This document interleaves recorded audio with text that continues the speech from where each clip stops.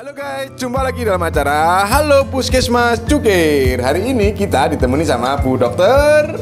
Halo guys, saya Dokter Indra. Biasanya di Poli Umum, MTBS atau KIA. Oke dokter, sebelumnya kita sepil dulu pertanyaan untuk episode hari ini. Hari ini ada pertanyaan tentang masuk angin dokter. Yang pertama, apa yang dimaksud masuk angin dalam dunia medis itu dokter? Yang kedua, mitos atau fakta kerokan bisa menyembuhkan masuk angin? Yang ketiga, efek samping kerokan pada balita dokter. Yang keempat, angin duduk sama masuk angin apakah sama dokter? Sebelum kita masuk ke pertanyaan, kita intro dulu dokter. Siap.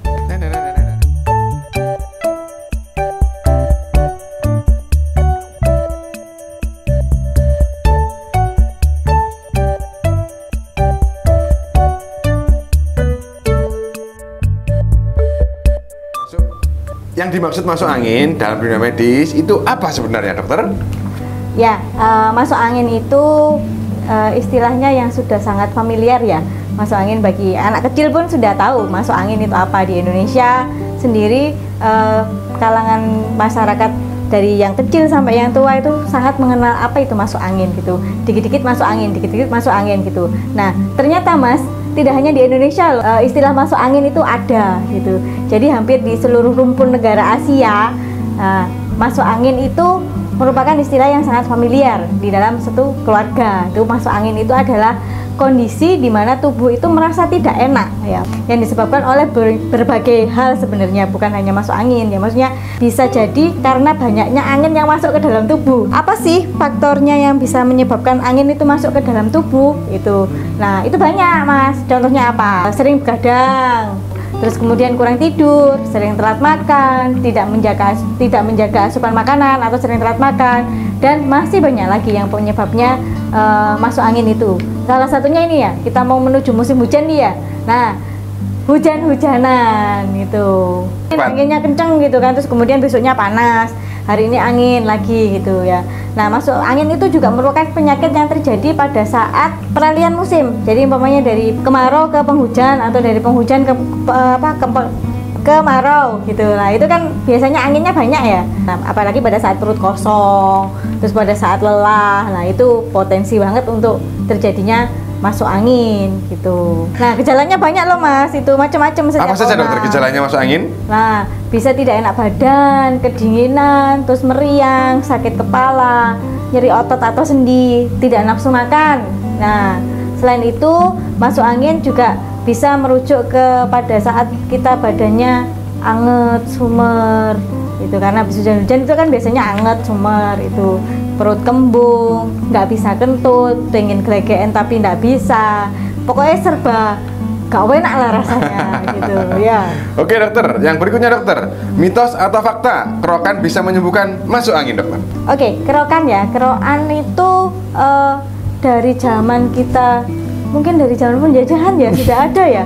Jadi mungkin dari zaman nenek moyang kita, dari nggak tahu dari zaman berapa itu ya, sudah ada kerokan. Teknik kerokan itu aja dokter ya? Ya, jadi kita anak kecil pun, anak saya yang umur berapa itu, yang kelas 2 SD tuh ya, itu sangat familiar dengan kerokan. Kalau badannya nggak enak sedikit, anget sedikit gitu, kadang minta kerokan gitu.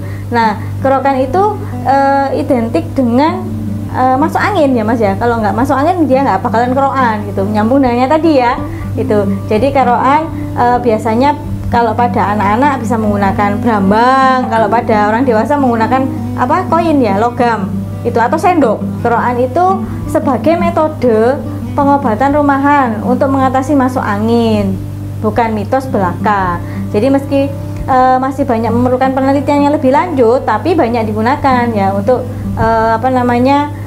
menyembuhkan masuk angin. Jadi saat tubuh dikerok itu sirkulasi pada jaringan lunak di area tubuh yang mengalami kerokan itu terangsang, sehingga aliran darah pada bagian tersebut menjadi lancar. Nah, tidak hanya itu, kerokan juga dipercaya membantu mengobati peradangan dan memperbaiki metabolisme tubuh yang sering memicu munculnya masalah kesehatan tertentu. Misalnya yang tadi itu kembung, terus nggak bisa kentut, perut mules, badan anget itu. Kerokan itu metodenya kan banyak ya, macam-macam ya. Setiap orang kan ada yang dari punggung atas sampai punggung bawah, dari atas sampai ke bawah, gini macam-macam, pokoknya bentuknya gini kayak tengkorak gitu ya. Nah, warnanya apa biasanya yang muncul itu? Warnanya Merah.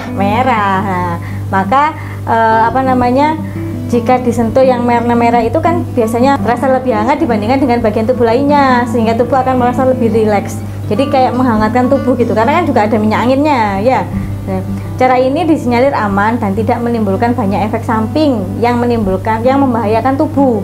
Nah, tidak hanya untuk masuk angin, kerokan juga untuk bermanfaat untuk beberapa penyakit seperti pembengkakan pada payudara. Itu setelah persalinan ibu mengalami pembengkakan payudara. Kalau dia tidak menyusu, maksudnya bayinya itu tidak menyusu dengan lancar atau ada saluran ASI yang tersumbat, itu bisa di situ. Nah, kondisi ini kalau dikerok pelan-pelan itu membuat ibu cukup aman ya dan efektif untuk mengatasi masalah pembengkakan payudara sehingga ibu bisa menyusui dengan aman gitu. Nah, metodenya gimana? Nanti kita bahas lagi di episode berikutnya. Manfaatnya untuk kerokan yaitu nyeri pada leher. Biasanya kan apa ya? Tengengan. Nah, tengengan itu kan kadang kita salah tidur, posisi tidur. Nah, salah bantal, dokter. Nah, biasanya kan kita tempelin koyok tuh, ya. Bantalnya dijemur. Nah, itu bisa juga dikorok pelan-pelan. Itu kan menghangatkan apa namanya, otot gitu. Jadi agak merilekskan otot gitu. Untuk berikutnya, dokter, efek samping kerokan pada balita, dokter. Oh ya, sebenarnya kan kerokan pada anak dan dewasa itu aman ya, untuk maksudnya diperbolehkan gitu ya, tapi dengan kriteria tertentu untuk anak, tidak sama dengan dewasa ya. Nah, kalau pada anak-anak kan kulitnya masih halus, masih lembut, nah diusahakan tidak menggunakan koin gitu. Jadi pada beberapa dokter anak merekomendasikan boleh ngerok pada bayi ya atau anak batita ya biasanya ya, itu menggunakan bawang. Jadi bawang tidak merah. dianjurkan untuk menggunakan logam, dokter ya. Jadi memang kan itu membuat anak nyaman gitu ya. Jadi beberapa dokter anak memang membolehkan, merekomendasikan bahwa pada saat anak panas atau pada saat anak kembung boleh dikerok, tapi keroknya juga tidak di perut ya, sama seperti orang dewasa, keroknya di punggung menggunakan bawang, dan ngeroknya jangan ditekan gini, sakit anaknya, mesti akan bengok-bengok gitu ya. Kalau digores sedikit-sedikit pakai minyak, senyamannya balitanya ya, anak-anak ya. Jadi cukup ketika dia kelihatan merah, kan merahnya bayi dengan merahnya orang dewasa itu berbeda. Kebetulan anak-anak saya dua-duanya kalau badannya tidak enak gitu minta dikerokin, jadi saya mesti menggunakan bawang gitu. Setelah itu mesti nyaman gitu. Kenapa? Karena bawang juga ada antipiretiknya sebenarnya. Pada saat itu kan brambang ya, bawang merah itu atau brambang itu kalau pada saat orang zaman dulu ya, orang zaman dulu itu kan otodidak ya belajarnya ya, tidak mengerti ilmunya, ibaratnya begitu. Jadi kalau anak panas dilabur sama brambang atau bawang merah. Nah, itu sebenarnya kalau di dalam dunia kedokteran, tapi saya belum tahu ya, maksudnya saya belum membaca yang evidence base-nya di mana, maksudnya yang penelitian yang sebenarnya bagaimana. Cuma ada yang pernah menjelaskan bahwa bawang merah itu ada mengandung antipiretik sehingga bisa menurunkan demam. Untuk yang terakhir, dokter, angin duduk sama masuk angin itu sama atau beda, dokter? Angin duduk, anginnya duduk gitu. Monggo, dokter. Ya, oke. Masuk angin dengan angin duduk itu adalah dua hal yang berbeda, ya kan? Karena masuk angin seperti yang dijelaskan seperti yang awal tadi, ya kan? Kalau angin duduk itu arahnya nanti ke penyakit jantung atau serangan jantung. Jadi itu ada pembahasan lain ya selain di sini gitu. Oke.